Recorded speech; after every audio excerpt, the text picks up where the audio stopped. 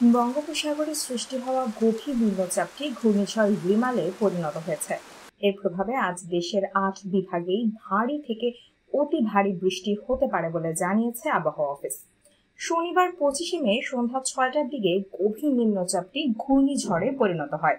আবহাওয়া অধিদপ্তরের বিজ্ঞপ্তিতে বলা হয়েছে, ঘূর্ণিঝড় রিমালের প্রভাবে উপকূলের ১৫ জেলায় জলোচ্ছ্বাসের আশঙ্কা রয়েছে। এছাড়াও রাজশাহী, রংপুর, ময়মনসিংহ, ঢাকা, খুলনা, বরিশাল, চট্টগ্রাম ও সিলেট বিভাগে দমকা বা ঝোড়ো হাওয়া সহ ভারী যা ৪৪ থেকে ৮৮ মিলিমিটার থেকে অতি ভারী যা ৮৯ মিলিমিটারেরও বেশি বর্ষণ হতে পারে। ঘূর্ণিঝড়ের প্রভাবে উপকূলীয় জেলা সাতক্ষীরা, খুলনা, বাগেরহাট, পিরোজপুর, ঝালকাঠি, বরগুনা, বরিশাল, ভোলা, পটুয়াখালী, নোয়াখালী, লক্ষ্মীপুর, ফেনী, কুমিল্লা, চট্টগ্রাম ও কক্সবাজার সহ এর কাছাকাছি দ্বীপ ও চরগুলোর নিচু এলাকা স্বাভাবিক জোয়ারের চেয়ে ৩ থেকে ৫ ফুটের বেশি উচ্চতার বায়ুতাড়িত জলোচ্ছ্বাসে প্লাবিত হতে পারে। বর্তমানে ঘূর্ণিঝড় কেন্দ্রের কাছের এলাকায় সাগর খুবই উত্তাল রয়েছে।